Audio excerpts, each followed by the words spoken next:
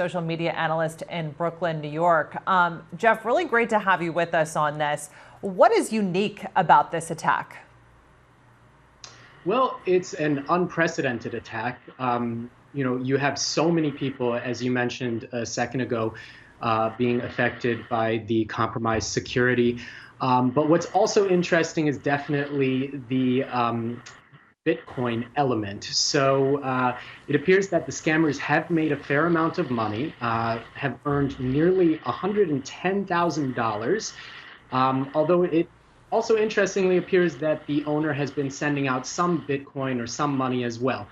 Since 3 p.m., there have been about I think around 300 transactions. So a fair amount of financial activity going on online as well surrounding these accounts. But as far as the scope, it is unprecedented.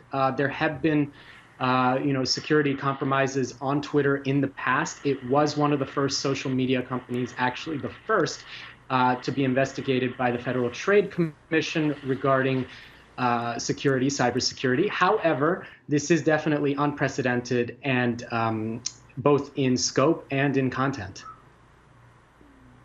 Jeff, what does this tell us about Twitter's vulnerabilities as a social network platform? Right. Well, a lot of analysts and cybersecurity experts have been weighing in about the issue up until now. As you noted, Twitter has come out and talked a little bit about investigating, but they haven't given much in the way of details. So if you look at the tweets themselves, it shows that the tweets were written from a Twitter web app. And although this can be faked, it has been noted that this probably was the case. That means that they weren't using any other apps. They were doing this through a browser.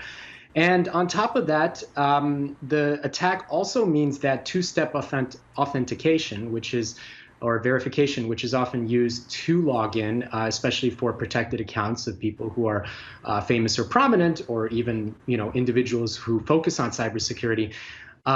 Even those people who had those measures, were able to be hacked. So this tells us that potentially it was something to do with Twitter, with its kind of cybersecurity framework itself, that potentially the accounts were not individually hacked, but actually Twitter itself was hacked.